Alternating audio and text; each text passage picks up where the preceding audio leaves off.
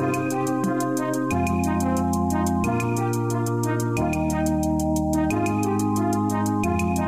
David Pakman Show at davidpakman.com.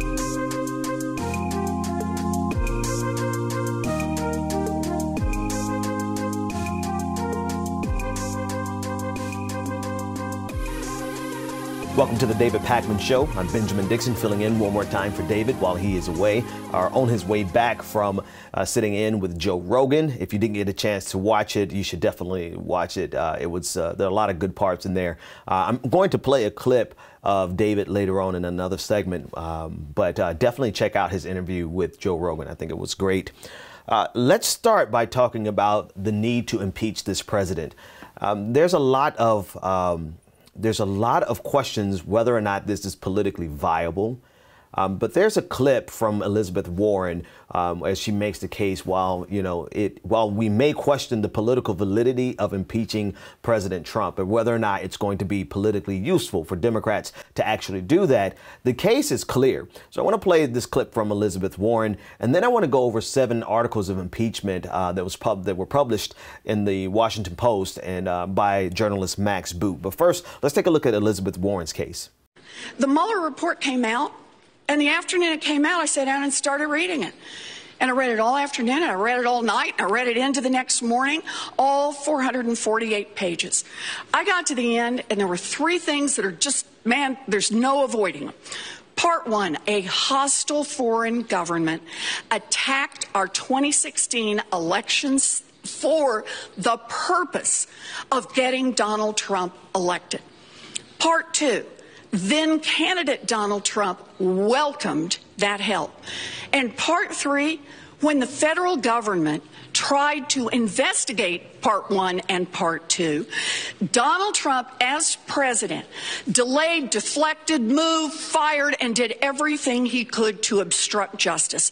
If he were any other person in the United States, based on what's documented in that report, he would be carried out in handcuffs. So Warren makes a compelling case. I think she's making a very firm case, and she's using, quite frankly, this is what I would personally want to see from Nancy Pelosi. I think there is a case to impeach Donald Trump. Now, there's an article, 7 reasons to impeach Trump, and I want to go over just those 7 articles. And then there is the one big reason to not impeach Trump, but we're going to address that as well. I want to bring the first article of impeachment up on the screen that was prepared by Max Boot in his article for the Washington Post. And he said, Article 1, Donald Trump, in violation of his oath to preserve, protect, and defend the Constitution and take care that the laws be faithfully executed, has obstructed the administration of justice.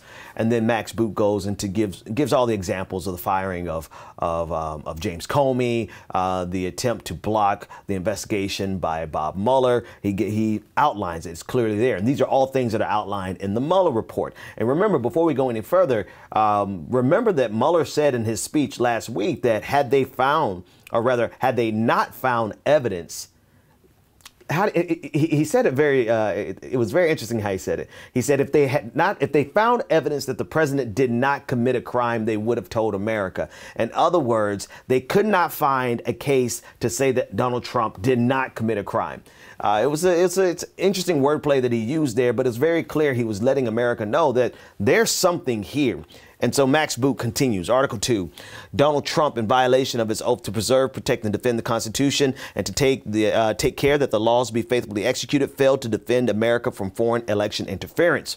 Article 3, Donald Trump, in violation of his oath to preserve, protect, and defend the Constitution and to take the care that the laws be faithfully executed, attempted to investigate and prosecute his political opponents. This one is actually interesting as far as whether or not this becomes an impeachable offense. He's outlining it here, but it is something that is extremely concerning. That almost as a reaction, almost as as a way of intimidating his political opponents or intimidating the opposition in general. He's using the force of the Justice Department to try to silence his opposition. Continuing on, Article 4.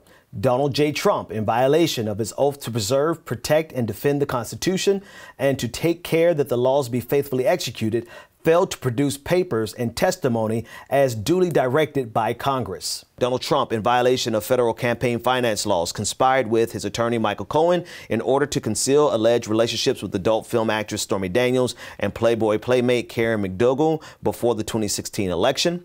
Article 6, Donald Trump, in violation of his oath to uphold Article 1, Section 9 of the Constitution, and he quoted it here, "No money shall be drawn from the Treasury, but in consequence of appropriations made by law," attempted to misuse his emergency powers to spend funds on a border wall that Congress did not appropriate. So this is a good one. I find this one interesting because it really puts an emphasis on the fact that so much happens in this administration that is already an impeachable offense that goes under the radar because of how really insane our news cycle is. Like the fact that Donald Trump is actively trying to use the his emergency powers to get money to fund the wall just because he wants to circumvent Congress is in fact an impeachable offense. But he has so many impeachable offenses that it's almost like, no big deal.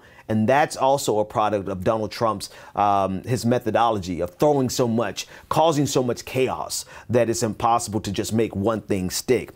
Last but not least, Article 7, Donald Trump, in violation of his oath to uphold the Emoluments Clause, and he cites it here, which forbid the president from accepting benefits from foreign and state governments without permission of Congress, retains ownership of a global business empire, which allows him to benefit from dealings with foreign and state governments. Now, this has been going on almost since day one. And again, it falls underneath that category of so many things happening in this administration that it's impossible for Congress to keep up. It's almost impossible for the media to keep up. And this is a strategy. So there are seven articles of impeachment that journalist Max Boot drew up based on the Mueller report. The case is there. I mean, the legal case to impeach President Trump is there. There's just one big reason for them not to impeach Donald Trump. And that reason really hinges on whether or not Republicans will find him guilty in the Senate. There's an article that was done by Lawrence Tribe, Harvard attorney Lawrence Tribe, and he's making the case that you absolutely have the legal justification and reason to impeach Donald Trump. The question is whether or not the Senate, the Republican-controlled Senate, is going to actually find him guilty. And actually, I can correct myself. It's not a question. We all know Mitch McConnell is not going to find not a single Republican is going to find Donald Trump guilty on any of these counts. Right. And so the belief is that because of that, Donald Trump will be able to take a victory lap and use it to score political points, saying, see, I've been completely vindicated. Now, this goes counter to what happened with Bill Clinton. Bill Clinton, who was also not found guilty in the Senate trial, he did not run a victory lap. Bill Clinton did not rub it in the faces of America or his political opposition. He took it almost humbly. He was humbled by the fact that he was not found guilty in that impeachment trial. But we're dealing with a different monster. We're dealing with a different breed of subhuman by the name of Donald Trump, because he absolutely is going to run up the scoreboard on the fact that the Senate, which is controlled by Republicans, and they're never going to find him guilty. So it's already baked in the system. But that will not stop Donald Trump from actually trying to leverage it for as many political points as he possibly can. So you have 7 reasons to impeach Donald Trump, given by Max Boot, and you have this one reason that Nancy Pelosi is talking about on a regular basis, or she's not saying it directly, but that's what she's afraid of. Now, Lawrence Tribe, who I mentioned, he also has an article in the Washington Post, an attorney. He's making the case that, listen, Congress can impeach Donald Trump without actually pushing this to a trial in the Senate. So in other words, you can use impeachment as a way of exposing to the entire world, particularly to America, what Donald Trump has done, his crimes and misdemeanors, his high crimes and misdemeanors. But you don't necessarily have to trigger the Senate trial. And that way you can actually get the best of both worlds. You can do your due diligence. You could do your job as the body that should begin the impeachment inquiry and draw up articles of impeachment, and then do that to hold the president accountable for all the things that he has he's literally done these things. but they're afraid to do their job in the House of Representatives because of what will happen when the Senate finds Donald Trump not guilty. And so where we have 7 reasons why he should be impeached, there's just one huge reason why Nancy Pelosi is not going to do it. And now we see that there's a possibility. Article in the Washington Post, Lawrence Tribe, he's making the case. And actually, I'll read that case for you really quickly. He says, quote, "The House, assuming an impeachment inquiry leads to a conclusion of Trump's guilt, could choose between presenting articles of impeachment even to a Senate pre-committed to burying them and dispensing with impeachment as such while embodying its conclusions of criminality or other grave wrongdoing in a condemnatory sense of the House resolution far stronger than a mere censure. The resolution expressly and formally proclaiming the president's impeachable but declining to play the Senate's corrupt game is one that even a president accustomed to treating everything as a victory would be hard-pressed to characterize as vindication." So centrally, they can more or less impeach the president with something that's far more than a censure, but does not allow it to be taken into the hands of the corrupt Senate underneath the control of Mitch McConnell, which there's no way in the world. Everyone knows they'll never find Donald Trump guilty of these things. So this is the world of politics. It's frustrating. We have a president who, in any other circumstance, like Elizabeth Warren, would be in handcuffs. But here we have a president, and because of the nature of our hyperpartisan politics, we have 7 reasons to impeach him, and there's just this huge reason, this number one reason why they probably will never impeach him. The David Pakman Show at davidpakman.com.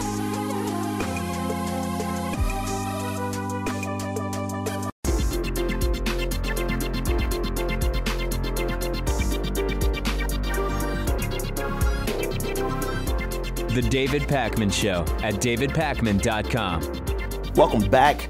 It's interesting to see what conservatives who think, who really believe that they are they are above the fray or fancy themselves to be intellectuals, are those people who really believe that there's some merit in conservative ideology. It's been fascinating to watch how they contort themselves in this era of Trump, when Trump is the personification of modern day conservatism, and he is the leader of a Republican Party that is fully behind him when it comes to policy. They may not like his demeanor, but when it comes to policy, Republicans are 100% behind him. And so goes the same for former Speaker of the House, John Boehner. He had some comments last week on the state of the Republican Party underneath Trump. And then today, or yesterday rather, George Will has some comments, a conservative commentator and author. He writes extensively on conservative ideology. But this is what he had to say about conservatism underneath Donald Trump today.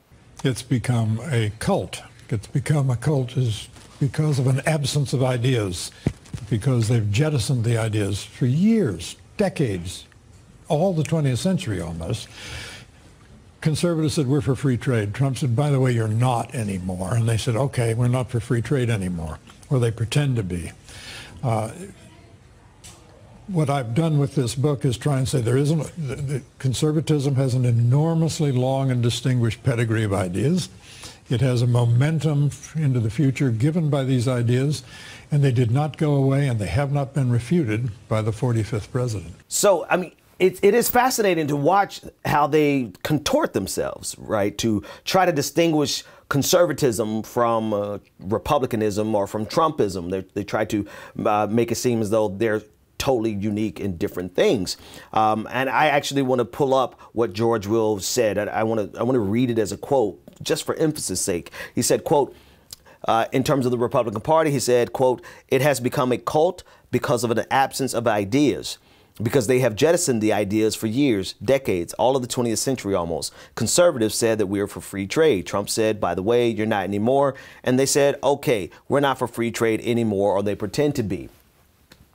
You know, free trade is actually the least of conservatives' worries right now in terms of how Donald Trump is betraying their so-called ideology, right? Donald Trump, as I've said many times before, Donald Trump is actually an internationalist. He's just operating with this situation regarding the trade war with China and the tariffs. That's really ego driven. That's not really based on any economic ideology. So I would actually put that aside and honestly look at Donald Trump. He is a representation of the Republican Party. It's not that Republicans have jettisoned their ideas all of a sudden because of Trump. It's really because, well, the ideas and the ideology of conservatism inevitably led to the rise of Donald Trump. So it's impossible for conservatives to try to separate themselves from who Donald Trump is and what he does, because number one, they led to this, how they comported themselves, what they did to Barack Obama, and not just Barack Obama, right? You could trace this all the way back to Newt Gingrich, when he was Speaker of the House underneath Bill Clinton and the scorched earth policies that Newt Gingrich implemented. He jettisoned the ideas and made Republicans willing and taught them and in fact enforced it as Speaker of the House such that it did not matter what they believed. What they would do under any circumstance was be in opposition.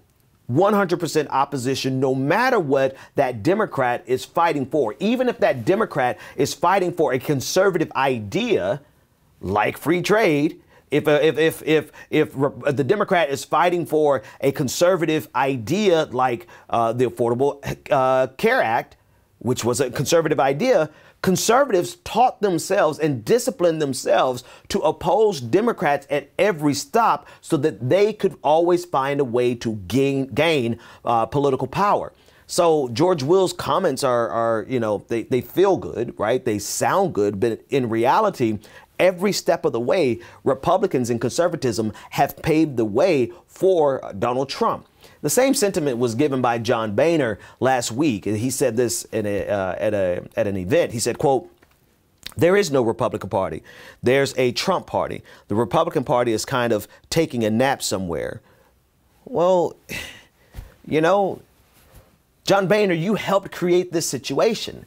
You played the same type of politics that Newt Gingrich played when he was Speaker of the House, right? Your opposition to Barack Obama every step of the way. Your opposition to him not just because, or rather, let me restate that. Your opposition to him simply because he was a Democrat, right? Your attempt to help how many times did the House of Representatives, underneath the direction of John Boehner, try to overturn and to get rid of the Affordable Care Act when the Affordable Care Act was 100% a conservative idea based on quote unquote free markets? So this is disingenuous at best. It's revisionist at worst. They're trying to separate themselves from Donald Trump when they paved the way. That hyper partisanship. Where do you go? Here's the question. Where do you go when your politics have become so divisive and so overly simplified that your entire existence is predicated on the opposition to your opponents? It doesn't matter what your opponent does. Your entire life as a Republican for the last 30, 40 years has been 100% opposition to the Democratic Party. And the Democratic Party, in their infinite wisdom, read sarcasm, right, try to appeal to Republicans. They're still trying to do it. They're trying to negotiate with Republicans by moving further and further and further to the right. But no matter how far to the right Democrats move, Republicans have a very simple strategy: opposition at all costs. And because of that, their politics have become so hyper-partisan, there was nothing left to do to distinguish yourself from anyone else except this American nativism, this xenophobia, this all-out bigotry, right, to appeal to American bigotry that Donald Trump encapsulates. Like, this is who he is. This is the only thing that distinguishes him in a sea of Republicans who are all so hyper-partisan that they long have since betrayed everything that they believed. That's the point. Like simply because they have the strategy of, by any means necessary, no matter what it costs, no matter what we have to betray, we will betray our own conservatism. We will betray the free markets. We'll do anything we have to do to stand in opposition to the Democratic Party, because that is our strategy to obtain power. And when everyone is that hyper-partisan, then there's nothing any candidate, Republican candidate, could have done to really distinguish themselves from the other. Enter Donald Trump, who says, well, there is that one last thing. You guys have the appearance of decorum, right? I don't even want the appearance of decorum because you know what? There's a lot of Americans who believe in all the same crap that Republicans believe in, but they have just been waiting for someone to come and say all of the things that are said in private with Republicans. Donald Trump distinguished himself. He's just as partisan. He's just as conservative. And he distinguished himself by being this open bigot that so many people in America found attractive. It is so cringeworthy when anyone who isn't actually funny tries to be funny. It's particularly cringeworthy when conservatives try it. Governor Mike Huckabee, former governor of Arkansas, tries it all the time, and it is generally a spectacular fail. This is what he said on Twitter yesterday. He said, quote, "Must have been an awkward moment for Angela Merkel to sit in ceremony as the Allies commemorated D-Day that broke the back of Nazi Germany." Now, yeah, this is what he considers funny, and I'm saying that to actually give him the benefit of the doubt because I genuinely hope it wasn't an attempt at a genuine analysis, right? Like it's more likely that this is funny far more than it is a real analysis because, you know, if we use that logic, then Mike Huckabee, it must be extremely painful for you, who was a former governor of a southern state, to sit in anything here in the United States, whether it be a 4th of July celebration or whether it be, you know, all things considered, one of your state was one of the states that tried to secede from the Union. You know, so we definitely broke the back of the Confederacy. So I'm trying to actually give him some credit and say that this was his attempt to be funny because he clearly could not be serious with this. And so obviously, you know, when this happens, Twitter jumps in on it and people actually helped him to understand how fallacious this argument was. One user on Twitter, Michael Marshall Smith, said this. He said, quote, "Yeah, and the Queen was sitting there still in a snit about the American War of Independence. God, you're stupid and so ignorant of Europe and so unfunny."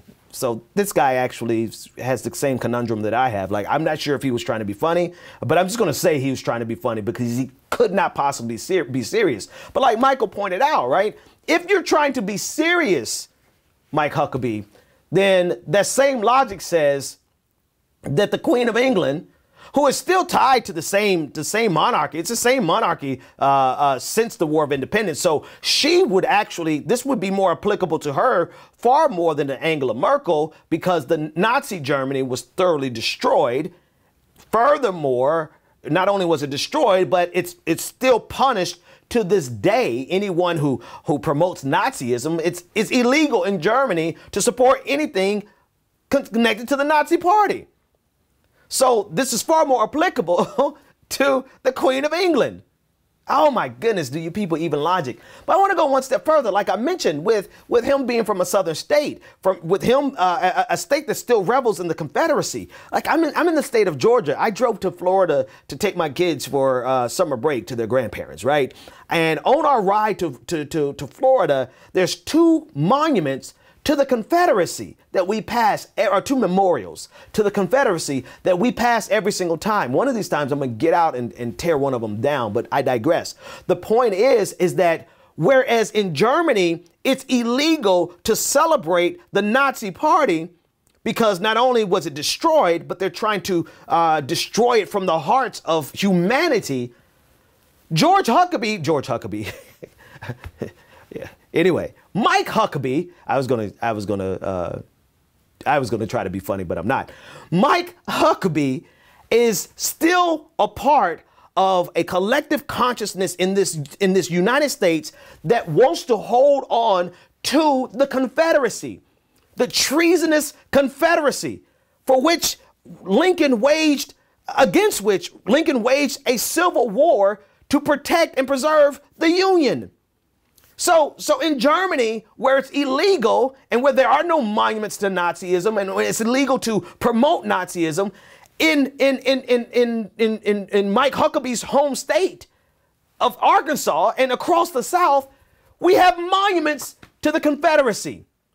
So if anyone has a problem connected to their history, it would be the people who still celebrate that history, still celebrate the treasonous Confederacy, and still celebrate everything about this part of American history that almost destroyed the Union. But Mike Huckabee, either in an attempt to be funny, which I don't know. I don't know if he was honestly trying to be funny because it's painfully unfunny. But if he wasn't trying to be funny, it's painfully stupid. It's a painfully stupid analysis. God, this is what we're dealing with, people. This is the level of discourse. This is the level of conservative intellectualism. Like this is one or the other. You choose. You tell me in the comment section. Do you think this is an example of conservative intellectualism? Or do you think this was an example of conservative humor? I don't know which one is worse because they're both equally stupid and ignorant. I'm sorry, I don't want to use mean words. I don't let my kids use it. It's stupid. It's the most asinine thing that I've seen.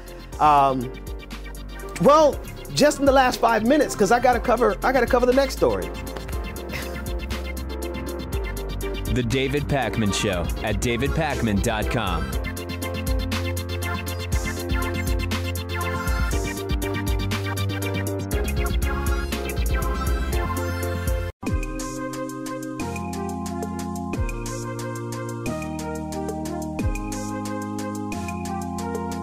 Welcome back to the David Pakman Show.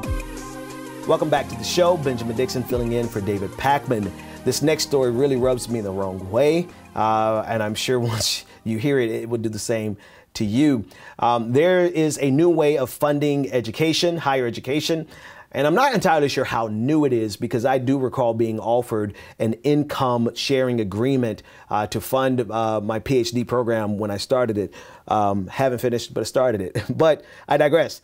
What it does basically is instead of you getting a loan from the government or backed by the government and paying back quasi-government agencies like Sallie Mae over time, investors from Wall Street can look at you as an individual and determine how much your future self is worth and say, we'll pay for your education if you give us a percentage of your income until this is paid off, until your debt to us is paid off. It's called an income sharing agreement. There's an article in Bloomberg.com that tells a story of a young lady who went to Purdue University and she got one of these ISAs. And this is what the article said, quote, to fund part of the cost of her degree in strategy and organizational management, she sidestepped the common source of money, a student loan.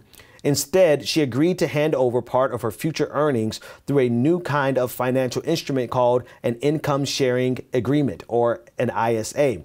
In a sense, financiers are transforming student debtors into stock investments, which with much of the same risk and ideally return. I mean, this is terrible. It's terrible on so many levels. It's terrible on level one because why in the hell would students in the United States, in the richest country on the face of this planet, have to sell off their future value to private investors in order to pay for their education? When nations like Germany give free higher education to all their citizens and a highly reduced education to foreigners.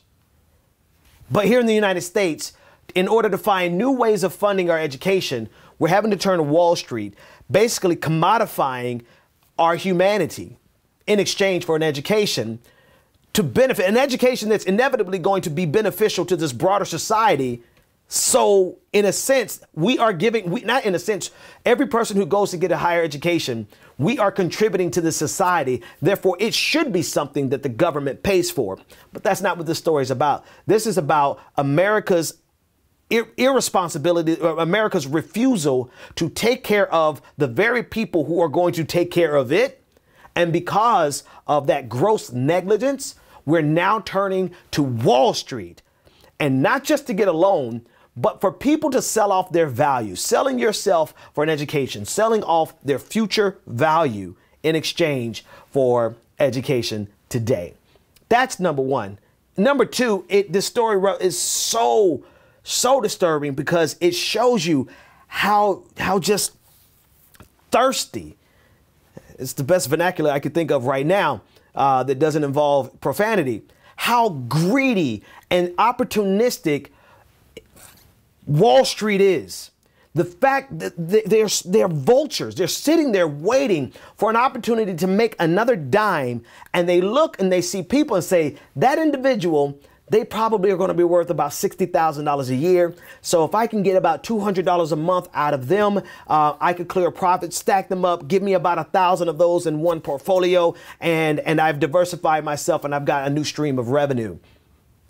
This is literally how they're looking at human potential. They're looking at the future of individuals, at children. They're looking at children going into college and saying, when you grow up, I'm going to be able to milk money off of you directly.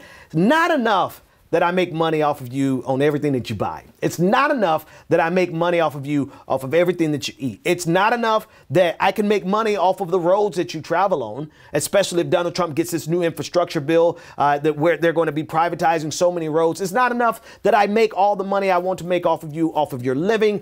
I want to make money off of your value, your intrinsic value, or at least what your education says your value is. That is so opportunistic. That is so vulturistic. I don't know if that's a word. I just made it up. If it's not, it just shows you the depravity of the profit-driven motive and how it will seek out every opportunity to exploit humanity. Anyway, let me get off of my stoop. Here's what Elizabeth Warren had to say about it on Twitter. She said, quote, "It's disturbing that at USEdGov is exploring income share agreements, student debt contracts that allow private investors to exploit students, especially students of color, as badly as some of the most predatory and costly private student loans." It's not bad enough that Sallie Mae is hunting probably 90% of David's audience and my audience. They're hunting us, haunting and hunting us every single day. It's bad enough. Now our children are going to be able to sell off their future value, or the value that's associated with the degree that they get, in exchange for education, when education should be free in this country in the first place. Higher education, it should be free in this country in the first place. But here's what I just want to put a fine point on this. Here's what one investor said about the opportunity. He said this in Bloomberg. He said, quote, "I envision a whole new equity market for higher education in the next 5 years, where today there's only debt," says Chuck Trafton, who runs the hedge fund Flowpoint Capital Partners LP, which has invested in ISAs, including Purdue. ISA experts say that they have fielded calls from some of the world's largest investment managers and are considering investing in the contracts. To them, this is progress. To them, this is the future that they want. They see nothing wrong with individuals having to turn over a portion of their income. Now, I mean, is it analogous to what the government already does with student loan? In a way, it is, right? Because you get a loan, you have to pay it back. But what it does, like, it incentivizes Wall Street's worst behaviors. Whereas it's pretty bad. The interest rate that Sallie Mae is now hitting people across. Nelnet was it Nelnet? That's $1 billion company now. One of these student loan companies is $1 billion industry company by themselves now. They're constrained, however, by regulations. We shouldn't have that in the first place. No one should have to pay for a higher education because of the benefit that it turns and gives to this society. It is not as though we're getting higher education just to sit and to do nothing. People get higher education so that they can contribute to society. And so because every person who takes 4 years of their life in order to educate themselves, they're doing so predominantly, a majority to give back to society in some form or fashion. It's a net benefit for this civilization.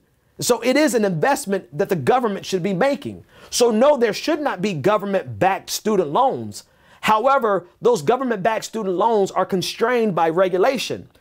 This is a whole new way of thinking about it in which it turns humans, students, children into commodities for which Wall Street has an opportunity to make a profit. And so goes every other financial issue in this country. That means there's an opportunity to have this entire industry operate with impunity, with no regulation, simply because that's what Republicans go for in every case, in every instance. So this presents an opportunity for a higher level of exploitation. I personally want to get rid of the first one. Student loans backed by the government. Education should be free. But we certainly can get a lot worse than what we currently have. And these income sharing agreements are absolutely an example of how what's bad can get a whole lot worse. The David Pakman Show at davidpakman.com.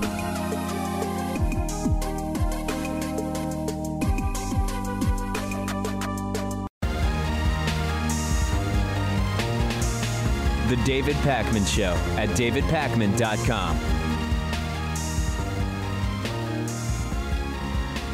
Welcome back to the David Pakman Show. Benjamin Dixon filling in for David as he travels back from Los Angeles, where he appeared on the Joe Rogan program.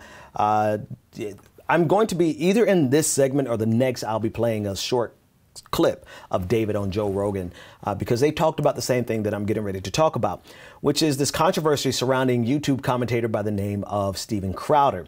Steven Crowder is a conservative, and he attempts to label himself as merely entertainment as well as being a comedian. But in fact, in practice, he's actually a conservative mobilizer. He's a conservative activist. He has gathered an audience of nearly 4 million people on YouTube. And with that type of following, he has the ability to command action. All right, political action. Well, one of the things that he's done on his platform over the last 2 years has been to attack a particular commentator, progressive commentator by the name of Carlos Maza. Carlos Maza is gay. On his Twitter handle is @gaywonk. He's proud of it, and he should be. Steven Crowder has taken the last 2 years to target this guy specifically because he's gay, not because of his content. Not just undermining or rebutting any of his political content and commentary. No, Steven Crowder has used the last 2 years to attack the guy simply for being gay. So much so that Carlos was able to put together a mashup of about 1.5 minutes of Steven Crowder doing nothing more than attacking him for his sexual identity, his sexual orientation, as well as his nationality and his race. Take a listen in. I'm not going to play the whole thing, just the last 30 seconds to give you an idea of who Steven Crowder is and why this is happening. On the gay, semi-Latino Vox. Oh, okay, so you really are just an angry little queer. All right, I can't deal with this Sprite anymore. Okay, he just sachets across without, the gay Vox Sprite is wrong! Now he could be a tranny, Your Honor! Never know. How many lispy, angry Sprites and Vox sachet across your screen and try and tell you otherwise? Or you, by the way, the gay Mexican guy? The gay Latino V-neck. Gay Mexican. Or Mexican gay guy used to work. Mexican gay Latino there at Vox. Oh, gay Latino from Vox. The token Vox gay atheist Sprite with surprisingly flaccid chest, considering how thin he is. It's very bizarre to me. Now, the video, Carlos published the video, and it created a firestorm on Twitter, which inevitably included YouTube, because that's where Steven Crowder does most of his work. That's where he has those 4 million followers. And the call to actions that Carlos was put out there for the masses was to report Steven Crowder for this targeted harassment and for what he essentially believes breaks YouTube's current policies at the time. YouTube responded and said, well, it's not really a violation of our policies. Now, there's going to be plenty of videos that try to just dissect whether or not it's actually a violation of YouTube policies. I'm of the opinion that it does. But I don't want to talk about that because the story goes further. YouTube said it didn't violate its policies, and so they weren't going to demonetize it. Later on, they came back and said, okay, well, yeah, it does violate our policies, but it violates our policies because it links to homophobic T-shirts that Steven Crowder makes a killing off of. Those T-shirts essentially say socialism is for the F word. Okay, so they came back and say, so we're going to demonetize it. Then they came back and said, well, we're not going to demonetize it because of the T-shirts, but we're going to demonetize it because it's damaging our community, blah, blah, blah, blah, blah. But what ultimately ended up happening was YouTube started to demonetize all political content because they did not want to look at Steven Crowder's content that you just watched and just definitively say that it is harassment, targeted harassment of one individual because of who they are, because of who they love, and their sexual orientation. Okay, so YouTube made a big mess of it. There's a great article in the Daily Beast that actually kind of documents how confusing YouTube made this for everybody. But I just want to juxtapose this with something that happens to me and David and everyone else on a regular basis. If you talk about war, if you criticize war, if you talk about what's happening in Yemen, if you talk, hell, on my show, if I put in the title, the problem with white supremacy, then I will get demonetized. So, while YouTube is trying to figure out what they're going to do going forward, what they have been doing is equating this side of the equation where we criticize bigotry, where we criticize white supremacy, where we criticize homophobia, where we make a social critique of the powerful. Really, we can summarize it there, but not just the powerful. We give social critique of the bigotry of the powerful. YouTube has for years equated that with actual bigotry. It is a false equivalence that is played and a game that is used by the powerful in so many ways. Whereas, and so many times for so many years, for that matter, whereas they equate me talking about the problem with racism, or us talking about the problem with homophobia with homophobia. And that false paradigm has always been beneficial, extremely beneficial to those in power. And actually, this is a good spot. I'll go ahead and play it here. This is exactly what Joe Rogan tried to do with David Pakman on the show yesterday. Take a listen in. Is that different, in your opinion, than someone singling something out for what you believe is their mental incompetency?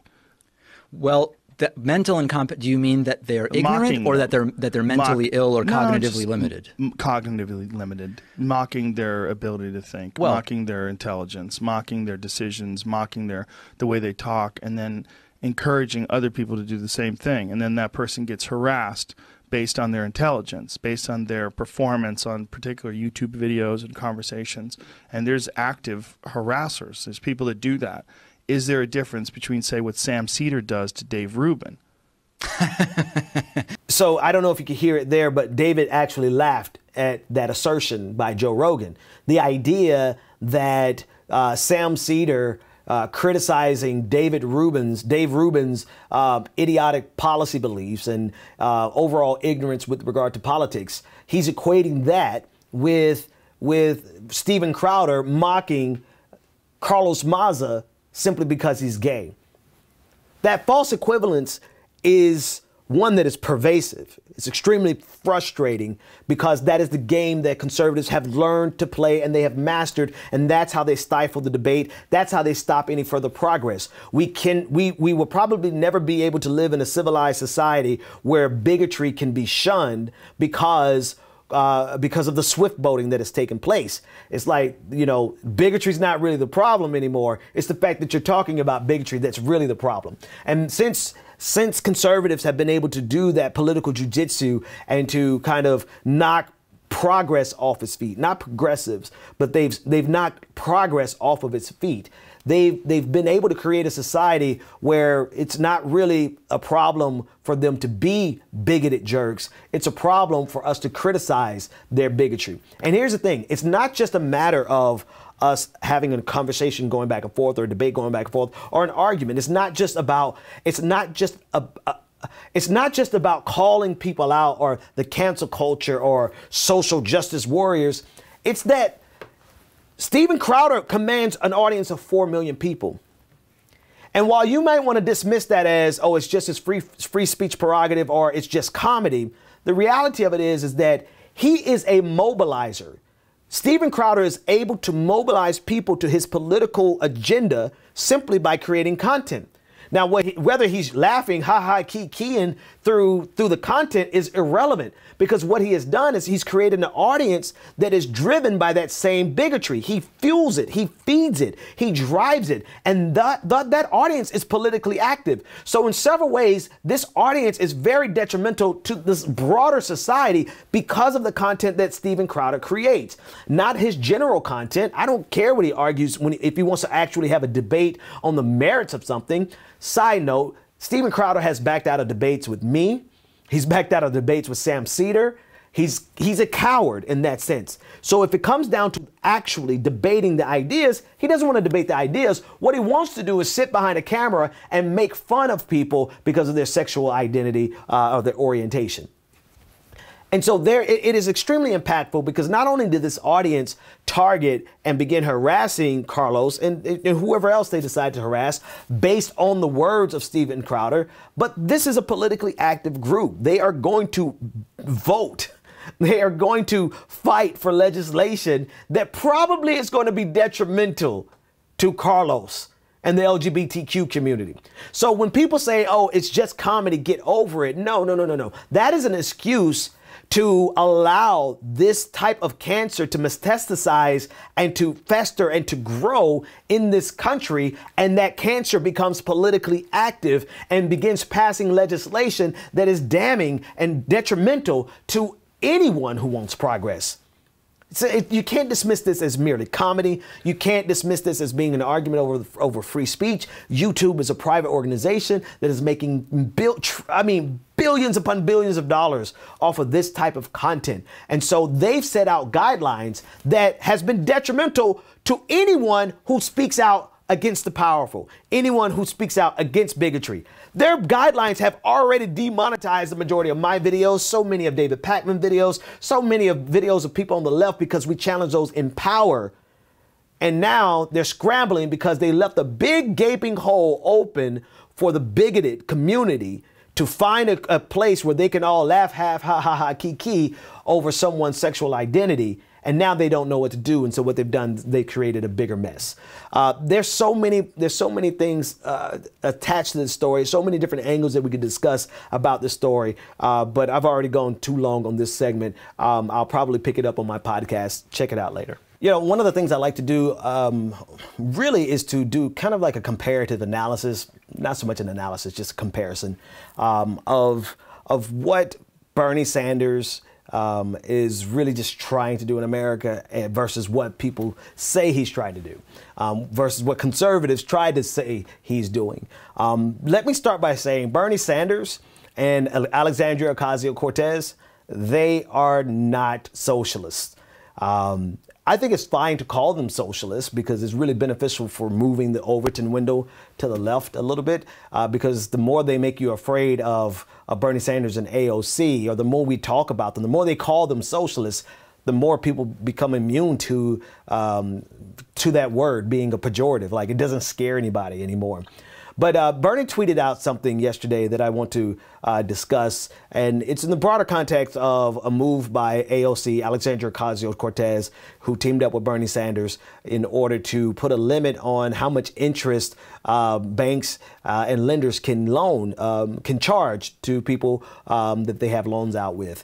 And so right now, where I think the cap might be somewhere around 26% or 30% or somewhere high, they're looking to get the interest rate down to 15%, to put a maximum interest rate of 15%. Now, this, to everybody on the right, to conservatives, this is socialism. This is terrifying. But real socialism would not say, hey, guys, listen, I think it's okay if we just, I think it'd be better for the economy if we just charge a maximum of 15%. That way the free market could keep going, the economy could keep going, capitalism would be fine. Socialism, real socialism would not do that. Real socialism, or really communism, would say no interest whatsoever.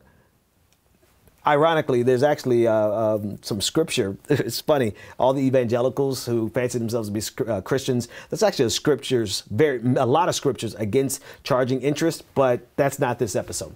So anyway, this is what Bernie Sanders said on Twitter. Bring up the tweet for me. It says, quote, Wall Street bankers say AOC and I are wrong to advance the Loan Shark Prevention Act, which would put an end to sky-high interest rates on loans and credit cards. Guess what? They're wrong. Now economists are joining the fight, and they are on our side.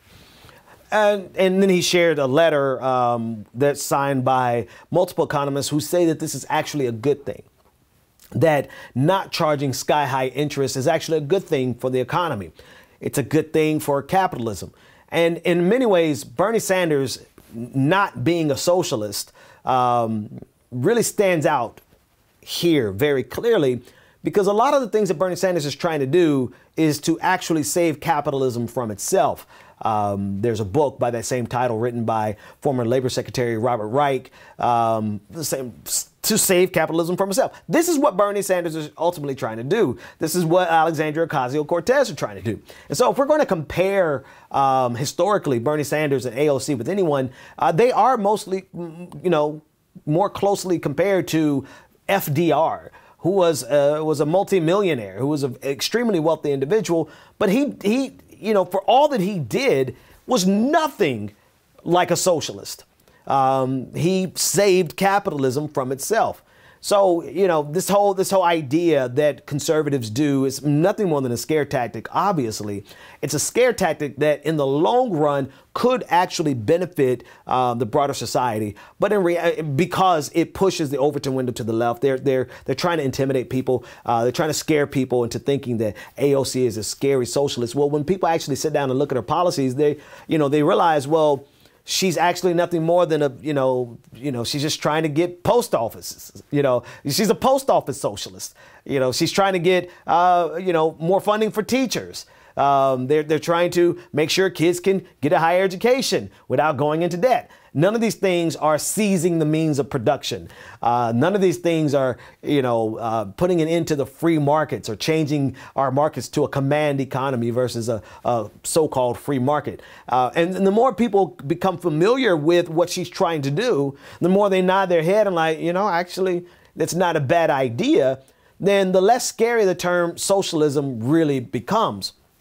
And I think in that way, in the long run, conservatives are doing us a slight favor. But in the short run, it's extremely annoying when they being Bernie Sanders and AOC, offer these really, really docile policies that are going to benefit capitalism, policies that is going to make it more possible for people to participate in the free markets. Like, one of the craziest things about capitalism is that they're lazy. Capitalists are lazy. They don't want to have to actually compete for your money. What they want is for the government to take your money and then to give it to them directly. Because if you look at the policies that Bernie Sanders is forwarding, these are all things that are going to make increased disposable income for the majority of Americans, which that disposable income is going to get poured right back into the economy. But that would mean corporations would have to work. What they would rather do instead is to just take your last dime from you, whether it be directly through the government, whether it be through getting subsidies from the government, whether it be corporate welfare from the government, or instead of actually having to make a product, they would rather charge you 30, 40, 50% interest on a loan to go to school or on a loan to get a car.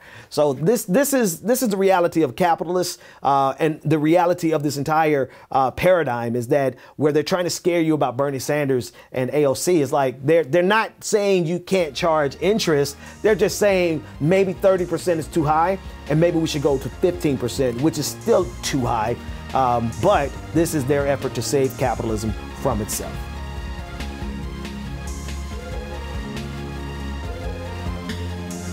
The David Pakman Show at davidpakman.com.